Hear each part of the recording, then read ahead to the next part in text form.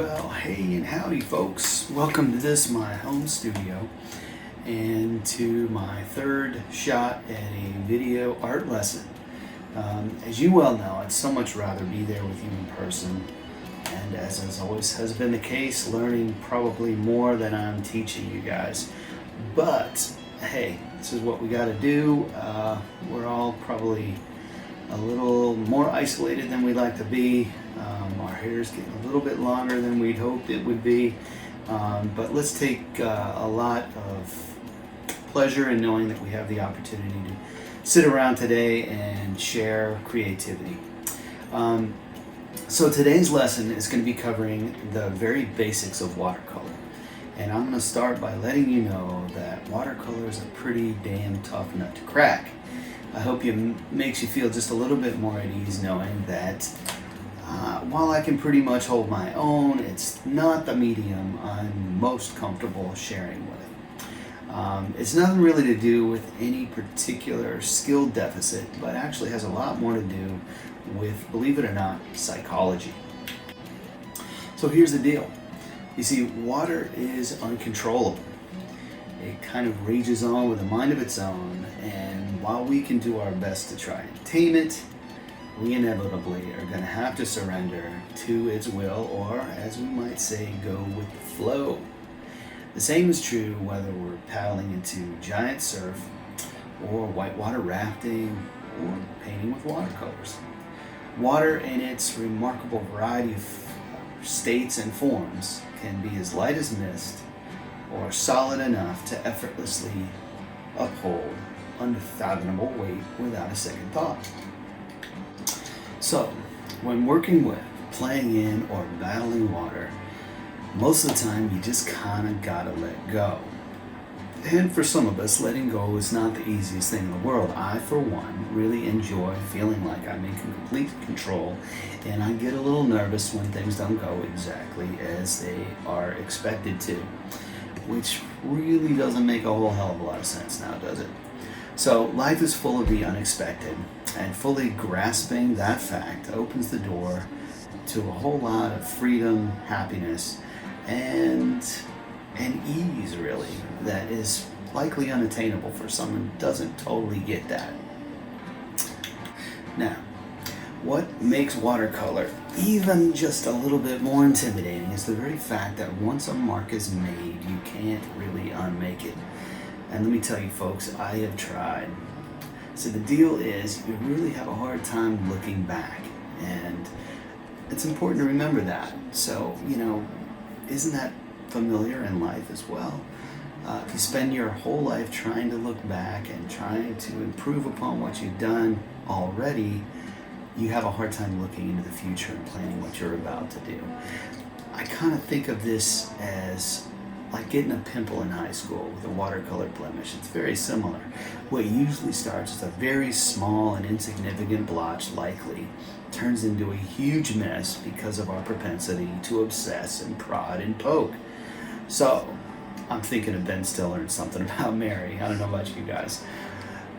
Let's try to use the watercolor lesson here as an opportunity to learn that valuable lesson in life, that a lot of times it's better to go with the flow, move on, and make something out of what could be a mistake or a blemish. So, if there's one thing I'm hoping we can learn together today, it is that mastering the propensity to fiddle with every little accident is a valuable lesson for everyone, not just in terms of making art, but in terms of going about our daily lives. Let's allow watercolor to teach us a little bit more about that today. So, as we all know, water exists in a variety of different states. And seeing as that is the very first word of the lesson we're about to learn, let's learn a little bit more about those states. Yeah, so water is fascinating. We all know pretty much that it covers most of our planet, and it can be calm and it can be raging. Understanding a little bit about the many characters of water, I think, can help us understand it as we use it as part of this important medium. Water is kind of a mystery, And even though our bodies are composed mostly of water, we still don't know everything there is to know about it. So let's embrace that mystery of water and see what it can teach us in terms of expressing through watercolors. Cool, so let's dig in a little bit into the history. You see, watercolor is very likely the oldest of our painting media, and as we discussed in our previous video about drawing, prehistoric artists were using water-suspended pigments to help express some of humanity's earliest imagined and observed objects and forms. Having reverse engineered their process, archaeologists have learned that some of these prehistoric artists would hold their pigments along with water in their mouths and then spit that mixture over their hands or other natural objects, leaving the shadow of that particular object. It's actually an early example of graffiti. I mean, come on, caveman Banksy.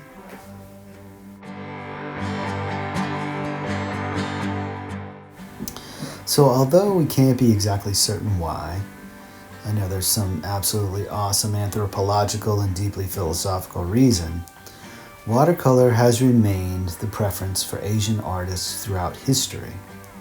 One very practical reason for watercolor's dominance in the Far East is the regional expertise in making some of the world's finest papers. Watercolors are translucent as opposed to opaque, meaning that the surface upon which the paint is applied is likely going to remain at least partly visible once the painting is complete, unless, of course, an excessive amount of dark pigment is applied. Consequently, the character and quality of the paper is of deep importance, and Asian paper makers have reigned supreme throughout history. While watercolor would not necessarily be my first choice, as I mentioned earlier, as an instructional painting medium, the ease of which it is to acquire and get started with a basic kit, some water and a decent piece of paper, makes it a really good choice for us now under these certain circumstances. As I've already mentioned, there's also a ton that we can learn about, not just about painting, if we apply ourselves to better understand this challenging medium. I know from personal experience and from having taught for over 25 years, our greatest adversary in the sport of making art is frustration. Even though we can appreciate watercolor has a knack for leaving us a tad frustrated, let's commit right now to not getting intimidated. What do you say? Tell you what, here's a thought on how to keep frustration at bay while we explore the many gifts that watercolor can offer. First, there's a way of thinking about watercolor that, while maybe not natural for everyone, can make working with this medium quite enjoyable and really rewarding. Aware of water's unruly nature, as we mentioned earlier, knowing that it's always in motion and will not easily be tamed, we should happily relinquish some control to its flighty whim. You'll quickly find out that watercolor can do things that you never would be able to purposefully duplicate. You see, it's a series of beautiful accidents just waiting to happen. The trick, though, is to recognize those precious little accidents while you're working and just let them be. That's right, folks, just leave them alone. Truly, the best we can hope for is to momentarily team up with watercolor, letting it take some real ownership over our process. If you're like me and somewhat flexibly challenged, practice working with watercolors can not only make you a better painter, but it can also teach you how to let go and embrace the uncontrolled and ever-changing world around you.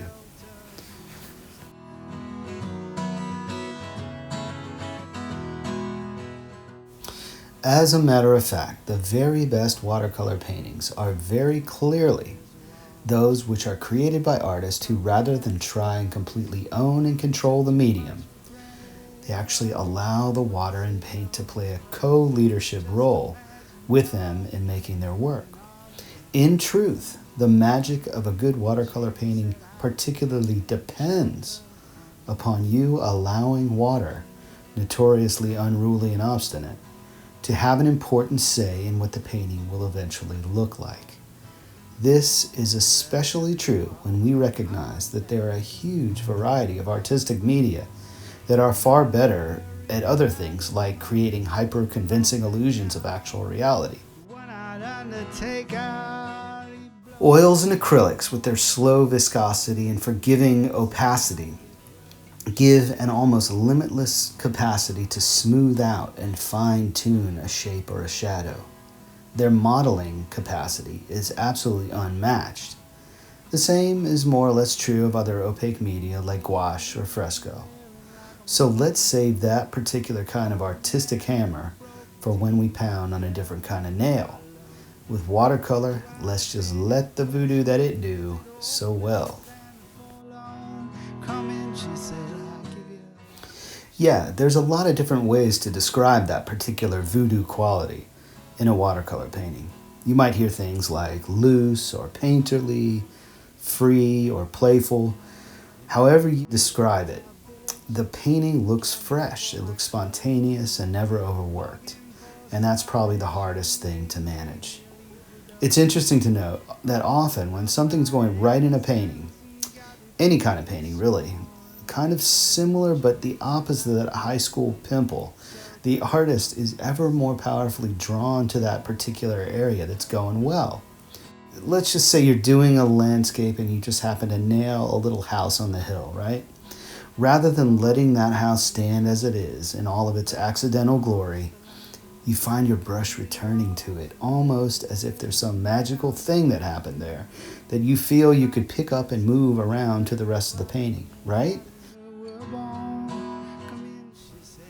What actually happens in reality is that upon returning to that appealing and seemingly magical part of that house, you end up overworking it, and before you know it, that magic is gone. So, before we get started, try and remember that if there's something beautiful and special happening in your painting, take a little breath, build a small mental wall around that area, and move on to another part of your painting. Do what you can to try and save that magic. Let the water have its own areas of your painting. Come on now, people, share. Actually, since we're all composed of about 60% water, maybe just let that part of you run the show for a little while, huh?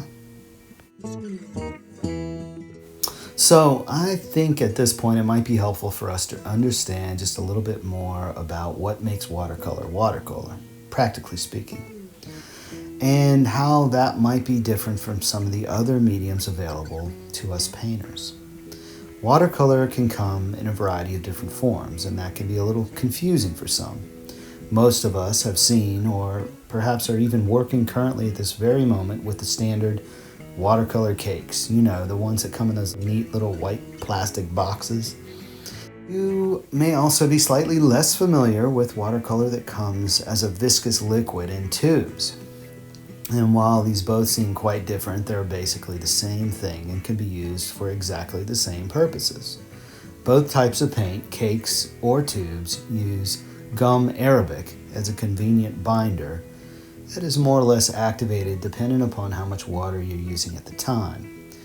The tubes of pigment suspensions are basically what you get if you took an eyedropper of water and emptied it onto each one of those dry cakes and let it sit for an hour or so.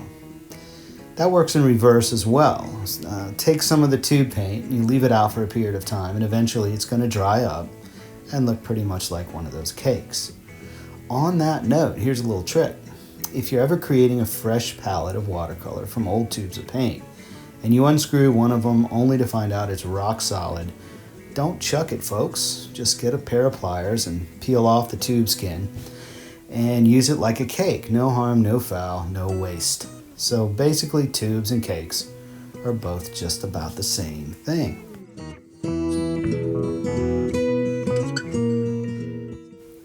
Now, while it might have been possible for older civilizations to use watercolor to paint on non-paper substrates, those in Egypt using papyrus and Northern Europe using animal skins, they largely preferred inks or opaque media like gouache for their work. It wasn't actually until the 15th century, as demonstrated in the work of Albrecht Drurer and Leonardo da Vinci, that we finally see works in Europe on that high-quality paper. While Drurer was likely the first artist to absolutely master watercolors, Davinci's works are mostly monochromatic ink drawings. It took another 300 years for watercolor to really catch on in Europe, and that was heralded by the establishment of a watercolor school in Britain in the late 1700s. That actually evolved out of the growing practice of documenting landscapes and seascapes, with the medium for cartography and topography as our Western imperialist ancestors sought an efficient way to document all of their latest self-satisfying imperial conquests. Just a little bit later, in the mid to late 1700s, we had Jean-Honore Fragonard, a French painter who painted in the Rococo style with his exuberance and hedonistic scenes. He actually started to put watercolor on the map a bit.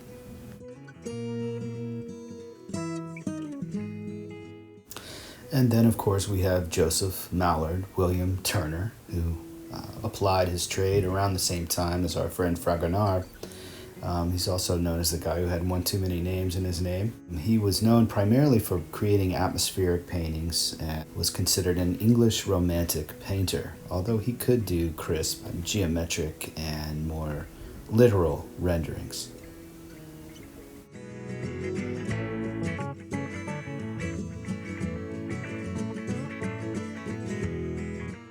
Anyway, not too long after that, we see the mind-blowing watercolor skills of folks like Audubon, you know, the bird guy.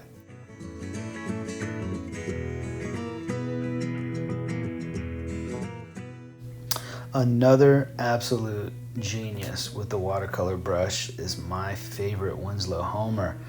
This guy absolutely mastered the mistake and turned it into something beautiful. It looks as though everything's planned out, but there's also this incredible loose, free-flowing expression, something that's really tough to capture. Just look at the way he paints water. Using watercolor to paint water, it's perfect symmetry.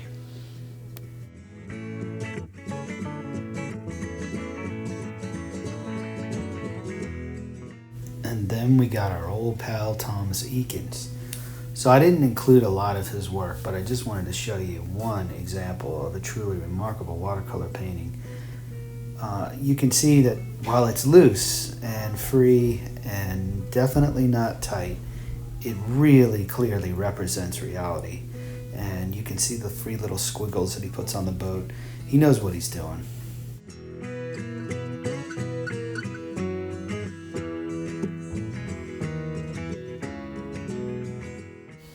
Soon after, we've got James Abbott, McNeill, Whistler. What is it with these dudes and their multiple names? Watercolor painting must affect the brain. So, funny little story about Whistler. He actually got panned by this critic. He ended up taking him to court and winning the battle. How cool is that? I guess I can get it, though. When you're that good, who dare has the right to tell you you're not? I always thought it was a great story to think this guy knew he was as good as he was, knew it well enough to tell that critic to go shove off.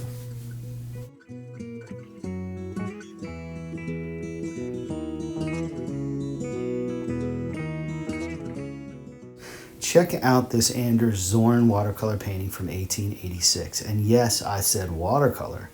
It's just insane. I mean, as an oil painting, this would be an amazing accomplishment. The fact that it's done in watercolor kind of makes it silly. To bring you back to reality and show you some of the limitations of the medium, here is an early Van Gogh painting in watercolor. You can see his later vision, so well articulated in oils, is super limited by his watercolor palette. I mean, sure, I'm not about to say this guy could ever paint a bad painting, but you can see pretty clearly that the watercolor vocabulary just doesn't have the same range of painted words that he's going to find later in oils to describe his subjects.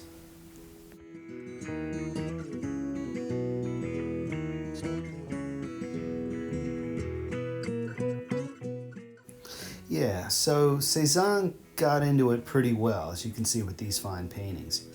Notice how well matched they are to the medium. I mean, these are right smack dab in the watercolor wheelhouse.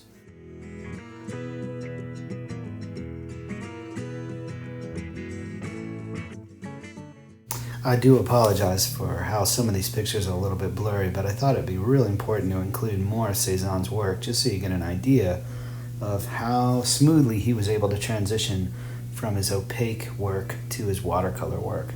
These are stunning examples of how to use that light, airy touch. And then there's this bastard. Pardon my French, but no one should be able to paint like this guy, right? Singer Sargent. I mean, these are the essence of watercolor. They are made with watercolor because that's exactly what is required to make them. I mean, see how important his decisions are to say just enough, never going too far in any particular object or area. It's always just enough, never more. So just as with Cezanne and with Winslow Homer, I thought it'd be interesting to spend a little bit of time with Sargent's work here. You can see he is an absolute master of watercolor. He uses it with a light, airy touch. The one thing you can be certain of, this guy was having fun when he painted. You see how important it is for him to not pay too much attention to any particular area. He lets the accidents happen, he encourages it, and he leaves them alone once they do. Valuable lessons for anyone. Now then, not a whole lot changes in the history of the medium until the 1960s, largely because it wasn't really a preferred mode of expression during the advent and eventual dominance of the abstract expression movement in New York, the epicenter of the art world starting in the 40s. It wasn't too long, though, until the medium was co-opted by a few abexers like Sam Francis and Mark Rothko.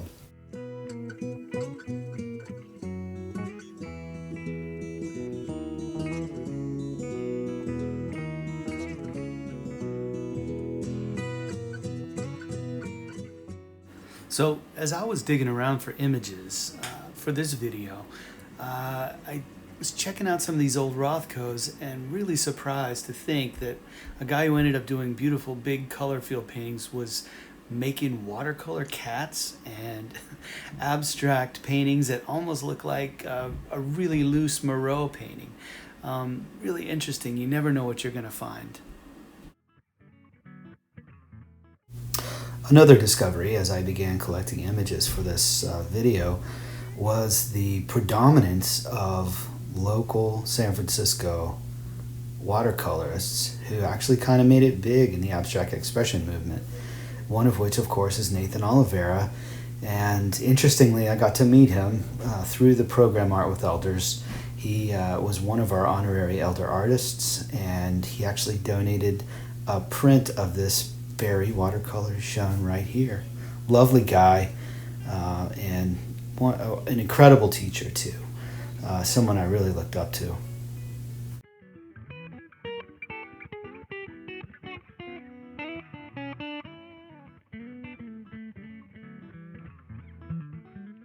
And while I never got to meet this lovely gentleman, Mr. Diebenkorn, I'm sure we're all somewhat familiar with his work.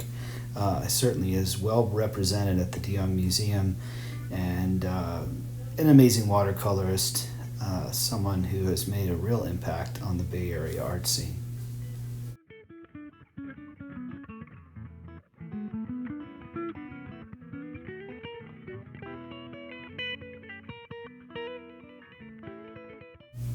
Okay, now you're going to think I'm just name dropping, but I actually had the great honor of meeting Wayne Thiebaud as well. We had an exhibition Art with Elders did at the de Young Museum upon its reopening after its rebuild, and Mr. Thiebaud was gracious enough to be one of our honorary elder artists. And then here we have Paul Warner, who is honestly one of the nicest human beings I've ever had the pleasure to meet.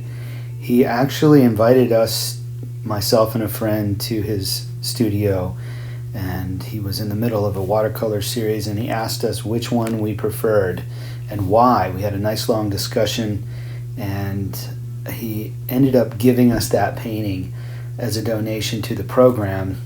I went to his rather gruff art dealer, Mr. Begruin, and asked him what we might expect to get as an appraisal for that painting. He looked us straight in the eye and said we would probably get somewhere around $30,000 for it.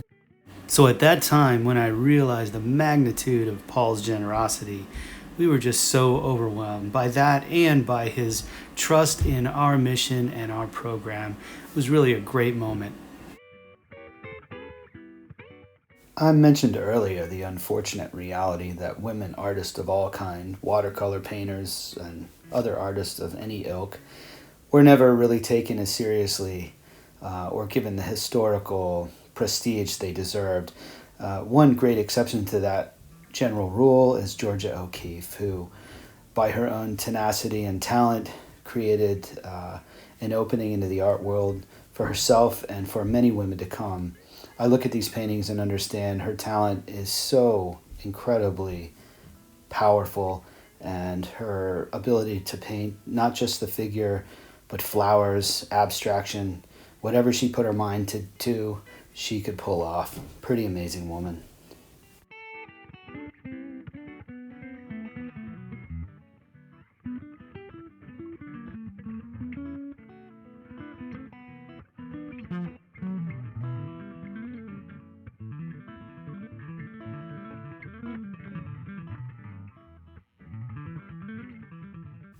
Another female tour de force in the art world, Mary Cassatt. While she was talented in a variety of different media, her proficiency in watercolor was well known back then and withstands the test of time for sure. Check out these beautiful figurative pieces. She predominantly painted the figure, but obviously could paint just about anything she put her mind to.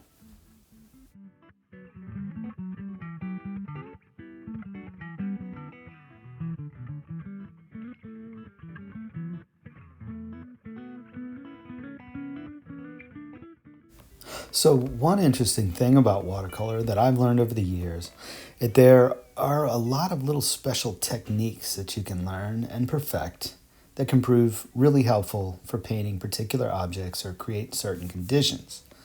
This stands in contrast to the approach I take to painting in oils, which is basically the simple idea that you find the right shape, get the right color on your brush, and slap it down on the canvas, no questions asked. I think of watercolor as a totally different animal. It's almost as if you can approach it like our dear friend Bob Ross would approach his oils and acrylics. He seemed to always have a little trick or a special technique he would use to make a particular happy little tree or lay in a mountain with a palette knife. With watercolor, there are similar, useful, and creative tricks you can discover. For example, you can add salt to your paper to create an irregular patterned effect. You can flick ends of your brushes to spatter the paint and make a beautiful, happy little tree in just seconds. You can use a liquid frisket that's like rubber cement, and it keeps the paint from absorbing into the paper when you want to keep it white. And you can either leave that area white or go over it with a protected nude color. And when you're really ready to cut loose, you can take your wet paint while it's still wet and use a straw and blow it around. Or if you want to turn it up a notch or two, you can go full typhoon with a hairdryer. So I think the thing to take away from all these special little techniques like the salts, the brush flicks, and chasing the droplets of paint around your paper with a straw, all these techniques help you loosen up just a little bit. And as we talked about in the beginning of the video, this is what it's all about with watercolor. One other technical consideration is the availability of specialty papers. These remarkable paintings were done on something called Yupo paper, which is a very tight-grained, almost shiny surfaced paper. It allows you to be really free, but the water kind of dances on the top without soaking in. So it creates a level of spontaneity and control that's unavailable in your regular papers. Incidentally, these extraordinary Yupo paintings were painted by a friend of mine and of Art with Elders. Akira Beard used to teach with our program for many years, and we keep him in our hearts and minds as he continues his career in Florida. Right, so I know now you're probably very eager to start painting, and I just have one final trick that I wanted to share that I've used in the past, but I want to explain that I know it somewhat contradicts a little bit of what I said earlier about how not to fuss. Once your piece is more or less complete, sometimes you can do some quick pastel scribbles that might enhance some particular areas of interest. This, in my case, is especially useful if I see a space that could be lightened up a little bit. And again, the trick here is the same mantra. Just remember not to overdo it. Keep it loose and free.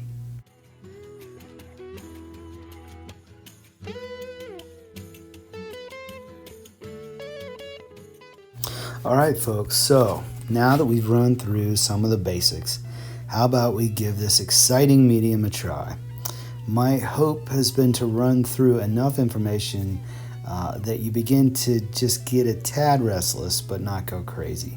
Now the juices are flowing, and I hope you're thinking, when's this guy going to shut the hell up and let me paint? So, let's get you started. Let's start first by setting up our paper. In case you haven't noticed, water tends to make paper crinkle up. So one quick way to solve that problem is to mask it. And you put it on a hard board, you add tape around the edges, and once you get the paper wet, it can do whatever it wants. It will always return back to that solid flat state. And you have a nice little border that goes around your painting. If you're not set up to have masking tape or a hard surface to tape your paper to, don't worry. Oftentimes, if the paper's thick enough, it's not going to bend that much. And sometimes after you work, if it's not too bad, you can press the paper between pages of a book or something, and it'll end up looking pretty good. Don't freak out about that. Okay, so now that we've gone through some of the thoughts on how to paint, let's think about the all-important question of what to paint. So I've selected an image here that has some basic things that I'm always on the lookout for in a watercolor subject. It's got some really simple shapes to work with, right? I mean, there's the elegant boat hull shapes, the large but subtle triangle sail shapes, even recognizable figures. And hey, water. What better way to introduce you to watercolor? One thing I think that makes this more than just a routine image is the movement. I mean, check it out. There's something happening here. There's a narrative. The boats are moving together, and it looks like maybe even they're racing. There's tension and drama, and we haven't even picked up the brush yet. As I mentioned earlier, I like to start with a drawing, and it depends upon the particular subject as to how much energy or time I wanted to put into this sketch. Usually not much, but here with the boat and the rigging and the people, I'm going to go just a little bit farther than usual. One thing I've done here to hopefully help you out is actually lay the original photograph underneath my drawing, and you can see as we go the decisions I've made about what I think is important and how I'm going to break my big shapes down. I would not do this nearly as accurately freehand, of course, but I just thought this would be a good way for you to understand how I go about breaking the shapes and the main focus of the image into its little parts. Now then, something else to keep in mind. As I move through this is going really fast, so don't feel like you have to jam your drawing into the space that it's taken me here to do it on the video. I'm hoping that you might have the opportunity to either play this back or to get a copy of the source material and go as slowly as you want on your drawing.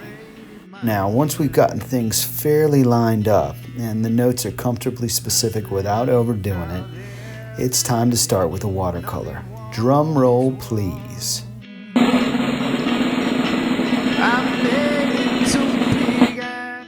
Okay, folks, now, very importantly, I want you to remember we're going to play here.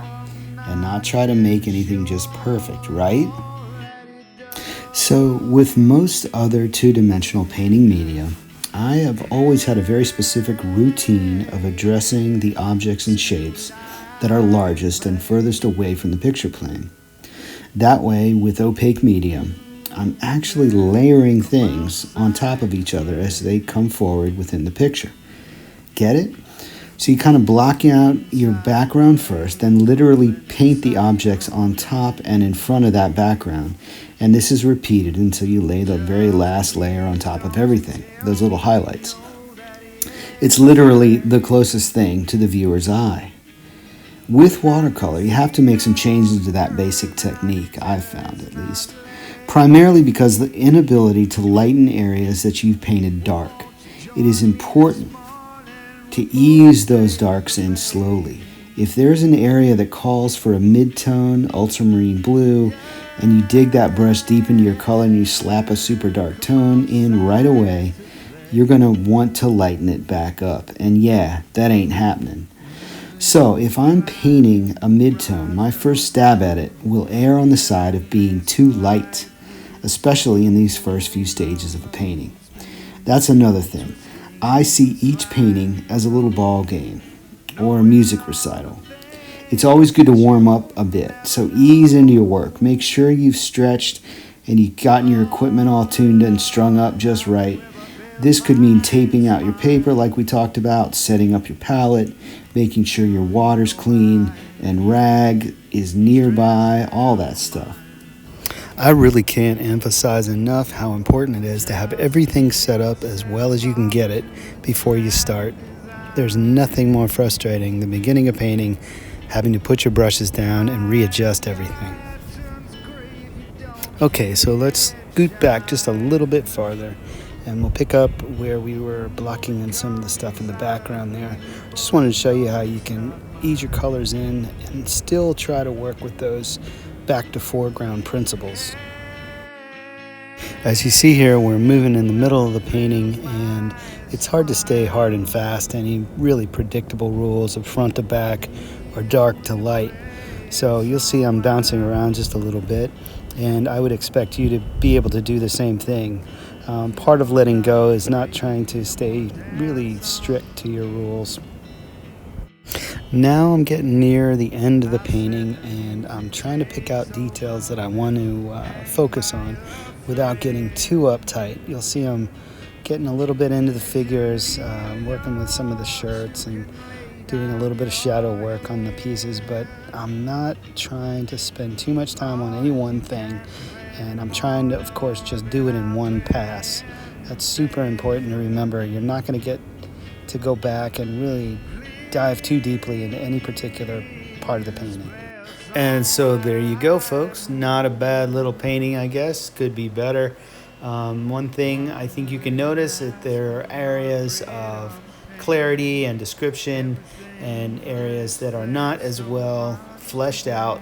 But all in all, it carries a feeling of spontaneity and looseness. Well, there you go, beautiful people. Thank you so much for joining me today. I'm really grateful we got to spend some time together. I hope we learned just a little bit about how the unpredictability and the uncertain nature of watercolor can help teach us just a little bit about how to embrace that very same fact in our everyday lives, especially as we encounter some of the challenges we're encountering today. I want to thank you all for being here with me today, and I want to thank our incredible program, Art with Elders. I want to thank our staff and our volunteers, and especially you all for joining us and making our program what it is. I also want to thank our partnering communities who have joined with us to bring our program to you. Thanks again, and I hope to see you on the next one. Peace.